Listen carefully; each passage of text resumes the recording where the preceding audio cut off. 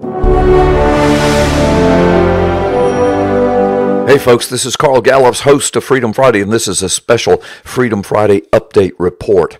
I want to give you a brief synopsis of an extremely detailed report that you can find at the link below. Official earth-shattering information has just been released from the Obama fraud birth certificate investigation conducted by lead investigator in the case, Mike Zullo. Former investigator Zullo was working under the direct authority of then Sheriff Joe Arpaio of the Maricopa County, Arizona Sheriff's Office in Phoenix, which, by the way, is the fourth largest sheriff's office in the nation. Mike Zullo released to InfoWars on December the 12th that his investigation possessed official hard copy documentation that it was the CIA that breached the Hawaii Department of Health servers on November the 14th, 2008, just after Obama won his first presidential election, and then those breaches continued until January the 12th, 2011, just 3 months before the White House released a computer version of what President Obama claimed was his authentic long-form birth certificate from 1961. The breaches were made by the CIA a total of 8 known times.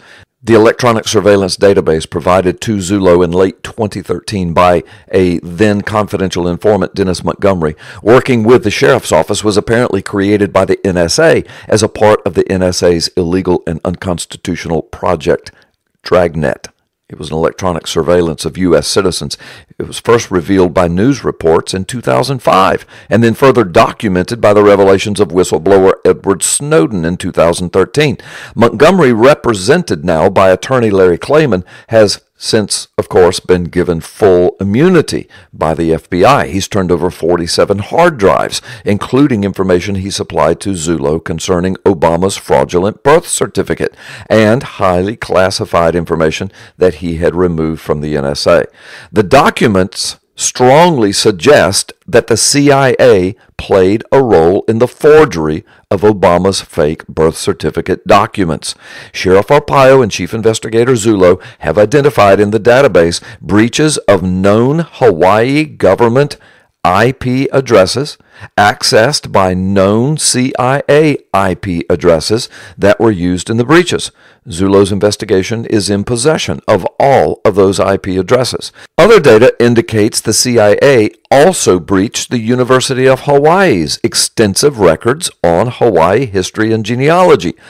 Montgomery also traced the IP data paths of the breached servers and discovered on a number of occasions that information was sent from the breached Hawaii computers only to be routed to a server located in Jakarta, Indonesia, Zullo said. From Indonesia, the data was sent back through the server in Jakarta, routed back to government servers in the United States. Montgomery claims the server used in Jakarta was operated by the CIA at the time the breaches were executed. Now, you'll probably remember that on December the 15th, 2016, Sheriff Arpaio and Chief Investigator Zullo held a press conference to announce the conclusion of their forensic investigation that established the long-form Hawaiian birth certificate that Obama released in a White House press conference on April the 27th, 2011, was indeed a forgery. That was confirmed by 2 independently investigating international document fraud investigation companies. These companies are used around the world in training law enforcement agencies and testifying in court concerning document fraud.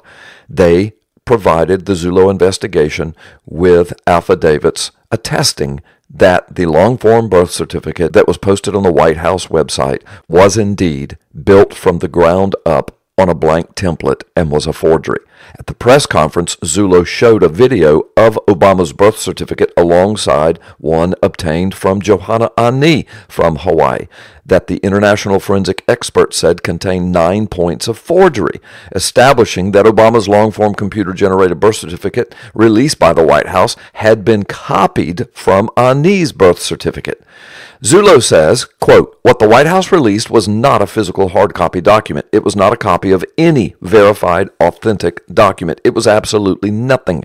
It was a computer-generated PDF file containing a copy of something that had its metadata erased from the electronic file, making it impossible to determine origin and authenticity of the file. And of course, now we know that the CIA was breaching Hawaii Department of Health databases and the University of Hawaii historical databases during the time that the birth certificate of Barack Obama was in question. So because of all of this, Zullo is insisting that the PDF file released by the White House as Obama's legitimate long-form birth certificate has zero legal value and as such cannot be considered as any official document created and certified by the issuing state as called for by statute. This PDF file, Zullo said, cannot be relied on as proof of birth event in any legal setting. It is not paper. It was created in cyberspace and resides in a computer. On April the 27th, 2011, Obama, of course, showed the nation and the world absolutely nothing. Of course, now that the CIA has been directly implicated in the high probability that our own government had a role in fabricating the now forensically proven fraudulent Obama birth certificate, Congress and the Trump Department of Justice now have a constitutional responsibility to either confirm or deny this investigative charge.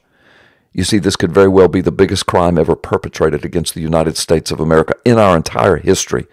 Think of the potential implications at the very simplest level. The CIA participated in illegal computer breaches in order to commit crimes of forged ID documents, which then enabled a man who had no official U.S. ID, apparently, to become the commander-in-chief of the armed forces of the world's #1 superpower, and it enabled Obama to sit in the White House for 8 years pretending to be the legitimate president of the United States of America. Considering what we now know about the complicit fake news media, the complicit federal courts during that time, the complicit Congress under the 8 years of Obama, and now the continual barrage of calls to unseat a duly elected and completely legitimate president, Donald Trump, who, by the way, was the person that in 2011 virtually forced the Obama administration to post the phony birth certificate on government website properties, you see, everything that's unfolding before us now in the news makes a lot more sense, doesn't it? I would say this is indeed earth-shattering. And let me add, what Zullo has released is only the tip of the iceberg of all the information that they possess in this case. Stay tuned for more. The Satanists wanted to install their own tribute, a pagan idol, on the Capitol grounds, right next to the Ten Commandments. Billions around the planet are witnessing a world in the grasp of sadistic spiritual darkness. This unholy alliance has infected our governments, our religious institutions, and our societies. The world appears to be unraveling. But can the evil behind these dark supernatural forces be defeated? Is everything playing out just as the Bible predicted it will in the final days? At last, you can know the answers to mankind's most urgent questions and learn your destiny among today's events in the new, unprecedented work taking the prophecy world by storm. Gods and Thrones, Nakash, Forgotten Prophecy and the Return of the Elohim by best-selling author, former decorated law enforcement officer, and senior pastor Carl Gallups. This changes everything. Available now wherever fine books are sold.